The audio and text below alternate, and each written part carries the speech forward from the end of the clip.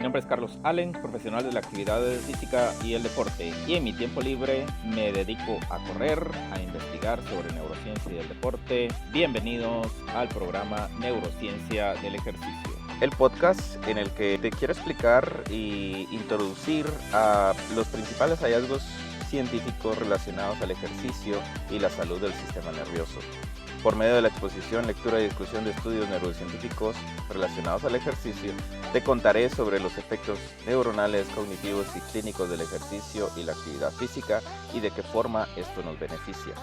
Si eres entrenador, maestro de educación física, preparador físico, instructor de fitness, seguramente conoces mucho sobre cómo mejorar la condición física a través de cómo mejorar todo el sistema cardiorrespiratorio, el sistema musculoesquelético.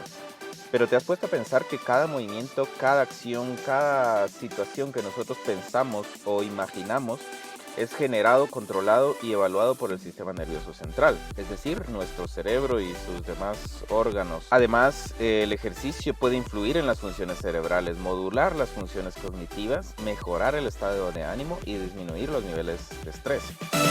En este podcast veremos cómo todo esto es posible porque el ejercicio genera cambios anatómicos y funcionales en las principales estructuras del cerebro. Todo esto abre el camino para que el ejercicio pueda ser usado como una terapia, como una medicina para mejorar nuestro rendimiento cognitivo o para prevenir y reducir afecciones neurodegenerativas, cognitivas y mentales. Si este tema te interesa, quédate, escucha este podcast, suscríbete al mismo y aprende conmigo. Cada semana estaré compartiendo un interesante y reciente estudio del ejercicio y el cerebro, el ejercicio y la neurociencia. Además, también puedes visitar nuestro blog en neurocienciadelejercicio.com. Allí puedes leer los estudios científicos, puedes encontrar links a los artículos originales en inglés y a nuestros demás episodios. Así también puedes realizar tus comentarios y preguntas que tengas sobre este tema. Te recuerdo, neurocienciadelejercicio.com, nuestra página web. Empezaremos diciendo que el ejercicio se ha identificado como un factor que mejora la salud mental y el estado de ánimo. Además, también se han reportado estudios con resultados significativos que apoyan la mejora de la función ejecutiva después de una sesión de ejercicio. Los autores del artículo que hoy analizaremos investigaron precisamente esto, el efecto de una sesión del ejercicio, en este caso siendo el ejercicio una carrera o el correr, sobre el estado de ánimo y la función ejecutiva. Pero además agregaron estos autores en su estudio un modo de evaluar el efecto que tenía esa sesión del ejercicio sobre la cantidad de hemoglobina oxigenada que llegaba a las regiones prefrontales del cerebro. Así que pues empecemos con el artículo. El artículo es titulado El beneficio de correr a intensidad moderada en el estado de ánimo y la función ejecutiva y sus sustratos neurológicos subyacentes. Los autores son autores japoneses, Karpaka Namrotai y sus colegas. En las notas del programa pueden tener un enlace al artículo original en inglés publicado en la revista científica nature.com. Muy bien, abstracto. Antecedentes. Correr es diferente a bicicletear, ya que es un movimiento locomotor de todo el cuerpo. Esto puede conferir más salud mental a través de una fuerte estimulación del cerebro.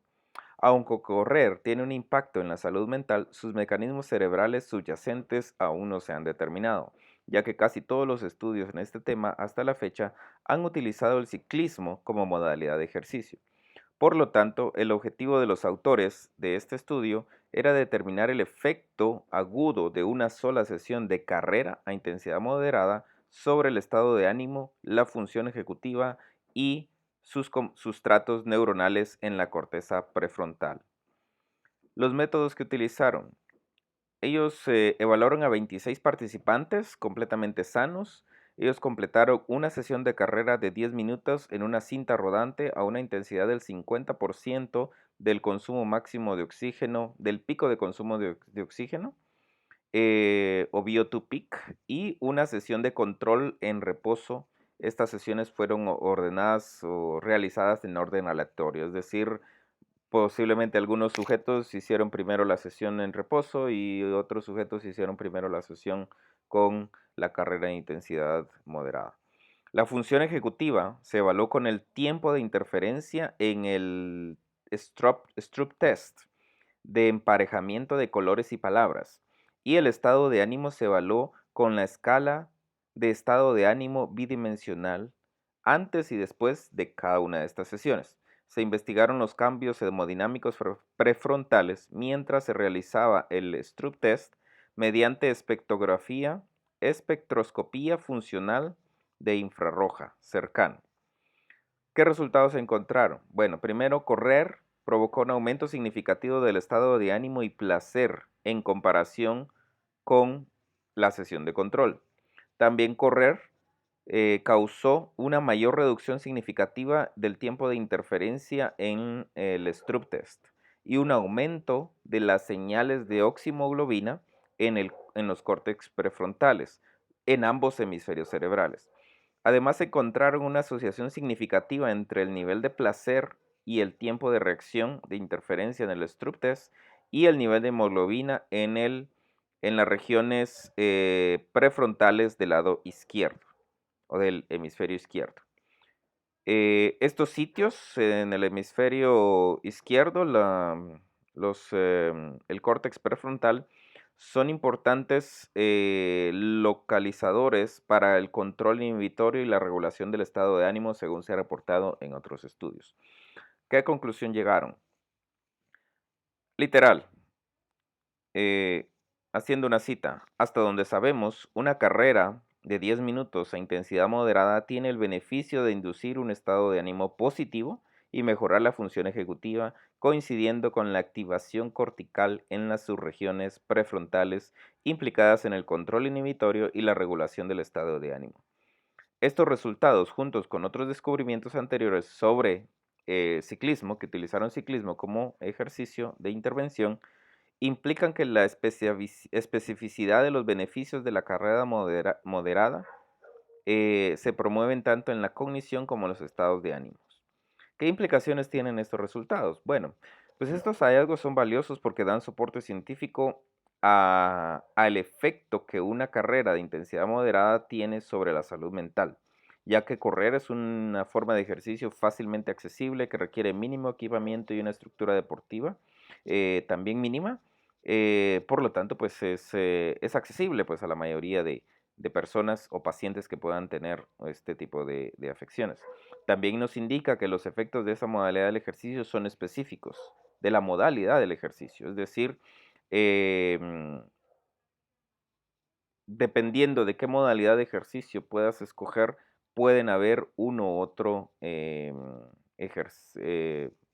efecto en el cerebro y en sus funciones cerebrales, ya que pues por lo menos este estudio encontró que en el caso de los estudios que habían previos sobre ciclismo, únicamente reflejaban mejoras en la función cognitiva o en la función ejecutiva a través del Stroop test, pero no encontraban mejoras en la parte afectiva, en la parte del estado de ánimo. Más sin embargo, este estudio de carrera, pues sí encuentra esas mejoras tanto en la parte de la función ejecutiva como en la parte del estado de ánimo. Y adicional, se extiende hacia también o confirma pues ciertos efectos en la hemoglobina, la cantidad de hemoglobina oxigenada que circula en el cerebro luego de estar realizando o durante estar realizando este Stroop test, por supuesto posterior a realizar el ejercicio.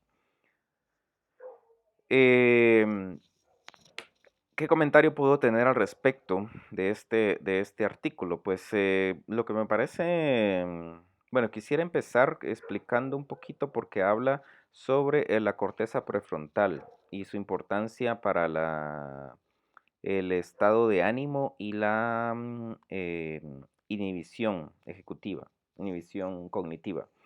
El córtex prefrontal o el prefrontal cortex, como se le llama en inglés, es una área del cerebro que está ubicada en el lóbulo frontal. El cerebro está dividido en 4 lóbulos, uno de ellos siendo el lóbulo frontal, que prácticamente ocupa desde la parte media de la cabeza o la coronilla hacia adelante, y en él se encuentran muchas de las funciones que nos diferencian a los humanos como especie de los animales. Es decir, esta parte del cerebro es la que nos hace precisamente ser humanos y distinguirnos de los animales, porque ahí se controlan la inhibición cognitiva, es decir, cuando yo me inhibo de hacer algo porque basado en la experiencia que he tenido anteriormente, yo ya sé que eso que puedo hacer voy a tener un resultado negativo. O cuando me inhibo de hacer algo porque aún no conozco lo que pueda estar, lo que pueda suceder, y entonces por lo tanto procedo con cautela. Esa parte, la mayoría de los animales pues no la tienen, es un proceso mental superior que solo los humanos lo tenemos. Y eso es bien importante en todo el estudio de cognición y funciones cognitivas y comportamiento. Em, y también, pues, esta parte, ha estado asociada o se ha encontrado en diversos estudios que es asociada a los estados de ánimo. Es decir, a decir cómo me siento, si me siento bien, si siento placer, si no siento placer, si me siento incómodo. Estas partes, pues, también se ha visto en estudios que, pues, reaccionan de una o de diferente forma cuando estas condiciones son presentes. El otro tema que quisiera mencionar aprovechar pues para indicar es el pico de consumo de oxígeno, que es un término más desde el punto de vista de las ciencias del deporte, pero que por lo menos en mi experiencia yo he encontrado que se ha utilizado más el consumo máximo de oxígeno. Pero en este caso, el pico de consumo de oxígeno es ligeramente diferente al consumo máximo de oxígeno. Y básicamente la diferencia es en el tipo de prueba que se utiliza y que se somete a los sujetos para evaluarlo. En el test de consumo máximo de oxígeno es un test gradual de intensidad, pero que esa intensidad se estabiliza inicialmente eran 3 minutos, después los test más recientes ya utilizaban 1 minuto, estadios de 1 minuto, en el cual pues se sometía a la persona, ya sea en bicicleta, hacer el ejercicio en bicicleta o en una cinta rodante corriendo, a una intensidad determinada durante todo ese minuto. Y luego se subía a la siguiente intensidad durante otro minuto y así sucesivamente hasta que la persona llegaba al agotamiento. Sin embargo, en este test de pico de consumo de oxígeno, no hay un estadio, no hay un tiempo de duración para cada intensidad, sino que la intensidad se va incrementando gradualmente, constantemente.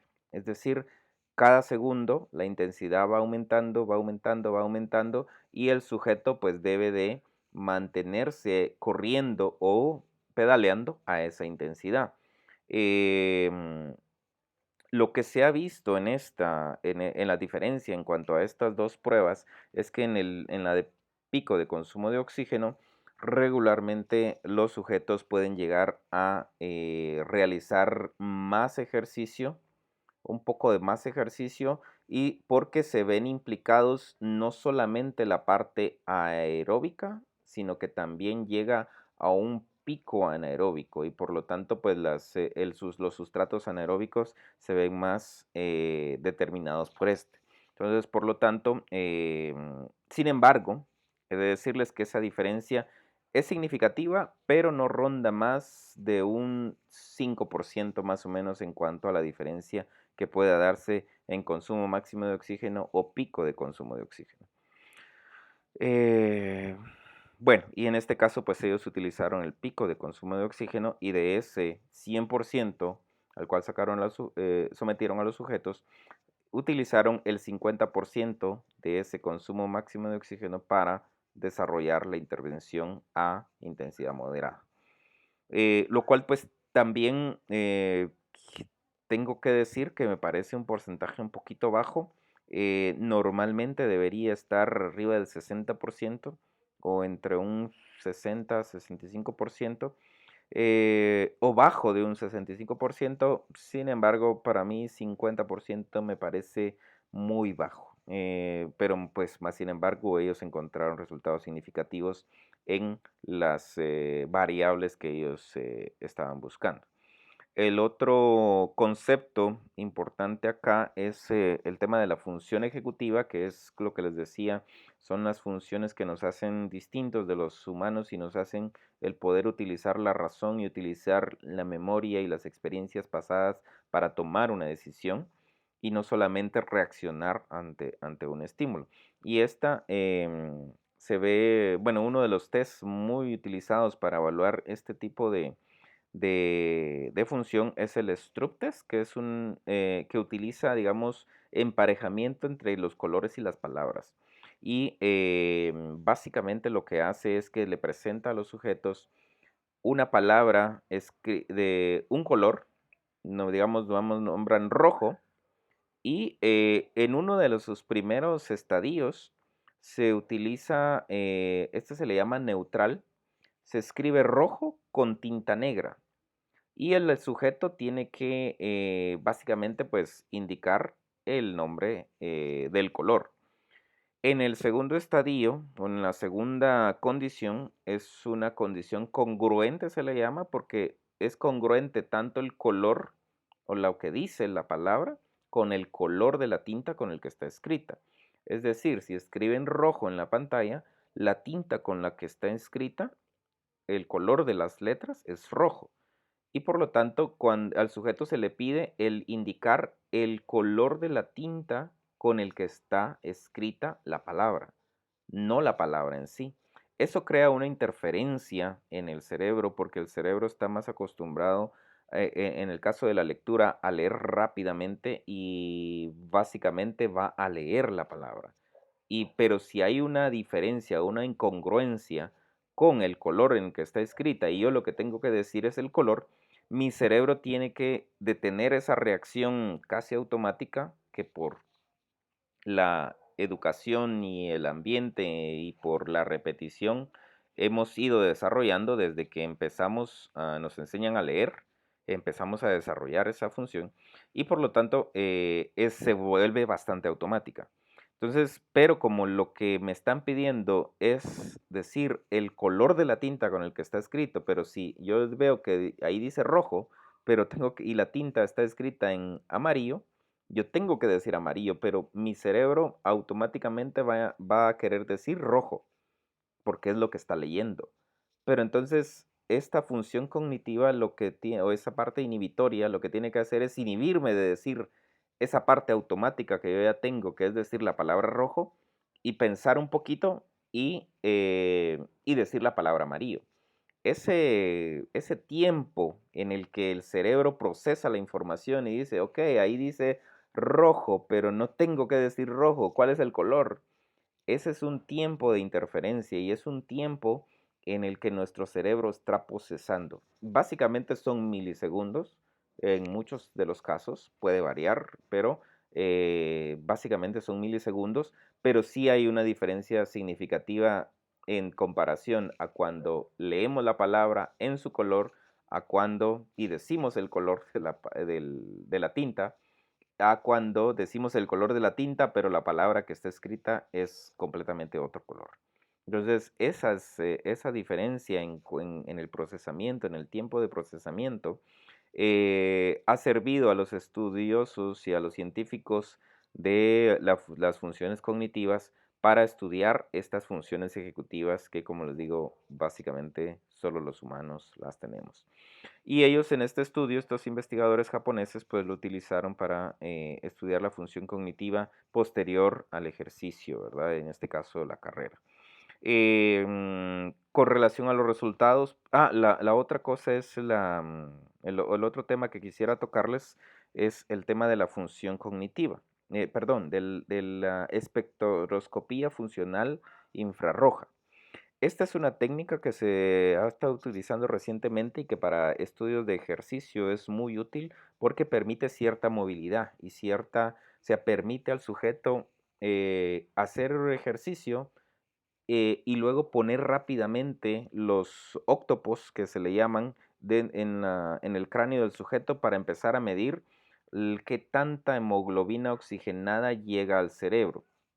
Y esto lo hace por medio de luces infrarrojas que logran penetrar a la corteza cerebral y luego son regresadas a otro de los octopos y la diferencia en cuanto eh, a la luz que se regresa, esa diferencia, lo que por medio de un proceso un poquito complejo, muy técnico, va a determinar qué tanta cantidad de hemoglobina oxigenada o desoxigenada está en esa área específica del cerebro.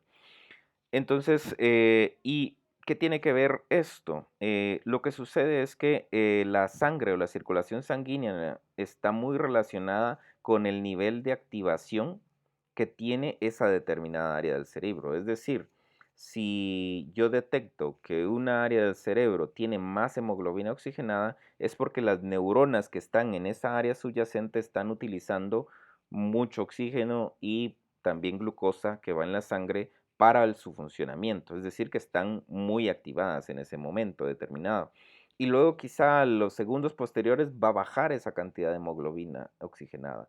Entonces quiere decir que ya la actividad neuronal de esas células nerviosas en esa área se ha reducido. No, nunca se va a reducir hasta cero porque pues, el cerebro siempre está activo, pero sí hay una disminución en cuanto a la actividad. Entonces, eso se le llama el emparejamiento entre la circulación sanguínea o el flujo sanguíneo y la actividad nerviosa en las células neuronales. Entonces, esta, este principio pues se utiliza para poder determinar qué tan activo está un área del cerebro, ¿no? Y como en este caso, pues se colocaron los octopos exactamente en las superficies cercanas al córtex prefrontal, que era el área que los investigadores querían investigar. ¿Qué pasaba con el ejercicio precisamente en esas áreas? Si se podía detectar un cambio en los niveles de hemoglobina oxigenada en esas áreas cuando la persona estaba respondiendo al test de Strop Test 15 minutos antes de haber terminado de hacer 10 minutos de carrera de intensidad moderada. Básicamente, pues esto fue lo que ellos realizaron y pues los resultados al final pues son interesantes, ¿verdad? O sea, se confirma que tanto el estado de ánimo, el estado de placer o la sensación de placer y de bienestar se incrementa después de 10 minutos de carrera a intensidad moderada, así como también se incrementa la hemoglobina oxigenada que llegó a esas áreas cuando se estaba respondiendo el Stroop test. Y en el caso del Stroop test que medía la función ejecutiva, que es un test de comportamiento, se encontró una disminución en los tiempos de reacción. Es decir, sobre todo en la parte del Stroop que es incongruente. Es decir, que cuando compararon a los mismos sujetos en la sesión de que no hicieron nada, que estuvieron en reposo, los tiempos la diferencia entre el tiempo de reacción de la fase del test, que es incongruente el color con la palabra, comparado a la fase neutral, la diferencia en tiempo fue reducida, era determinada, digamos eran 100 milisegundos, pero después del ejercicio de intensidad moderada, la carrera de intensidad moderada, esta diferencia se redujo a, digamos, 60 milisegundos. Entonces, y ahí hay una diferencia significativa, lo cual quiere decir que después de haber corrido, mi función ejecutiva es más rápida y mi capacidad de inhibitoria es mucho más rápida en poder identificar esa diferencia en el procesamiento cognitivo que estoy haciendo y responder y reaccionar hacia eh, este test, ¿verdad? Entonces, lo cual pues obviamente te hace que puedas responder más rápidamente a estímulos contradictorios y que te puedan servir pues para salir adelante y poder tomar una mejor decisión en la acción a tomar. En este caso, pues responder el color de la tinta de la palabra que estaba escrita, que se me estaba presentando en la pantalla. Bueno, pues eso sería todo por hoy. Ahora, pues ya sabes, correr no solo beneficia a tu cuerpo, sino también a tu mente y a tu cerebro a procesar información más rápidamente. Si tienes alguna consulta o pregunta, ya sabes que puedes hacerla en neurocienciadelejercicio.com/preguntas. También puedes conocer ahí nuestros servicios de clases neurocientíficas de actividad física o si quieres que te podamos confeccionar un plan de entrenamiento, un plan de ejercicio adecuado desde el punto de vista neurocientífico. También tenemos nuestras consultas neurocientíficas del ejercicio, tanto para adultos como adultos mayores. Y muy próximamente también tendremos nuestros cursos de neurociencia del ejercicio, dirigido a instructores y entrenadores que quieren aprender más sobre cómo orientar los programas de ejercicios que ellos ya desarrollan a mejorar las funciones cognitivas y neuronales de sus pacientes o de sus atletas o de las personas con las que ellos están desarrollando su trabajo de fitness.